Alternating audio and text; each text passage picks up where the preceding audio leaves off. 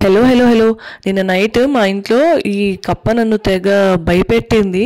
తర్వాత డిస్కవరీ ఛానల్లో మనం ఏదైనా చూస్తాం కదా, అంత ఇంట్రెస్టింగ్గా చూస్తూ నేను షూట్ చేశాను. ఇది నా పిడికిల్ సైజ్ కన్నా పెద్దగా ఉంది.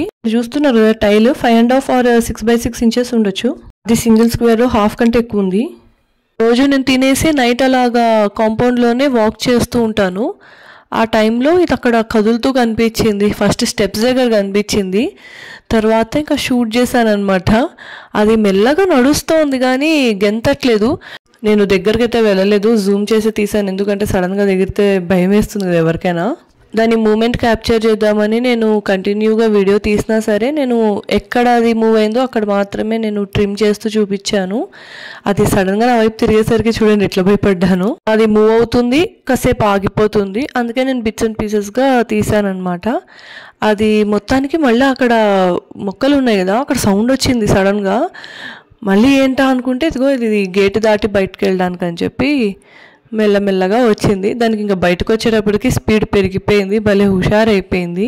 మందికి బల్లి అంటే చాలా భయం, బుద్ధింక అంటే చాలా భయం, అలా ఉంటుంది కదా. నేను మరీ అంత భయపడేదాన్ని ఏం కాదు, కానీ అది దగ్గరకు వచ్చేసిన బల్లి ఇట్లా గోడ మించి కింద పడినా అప్పుడు మాత్రం చాలా ఇదిగా అనిపిస్తుంది. మొత్తానికి గేట్ వరకు వచ్చేసరికి అది జంప్ చేయగలుగుతుందని అప్పుడు అర్థమైంది. ఇంతకు మీరు ఎక్కువ దేనికి భయపడతారో నాకు కమెంట్ చేయండి.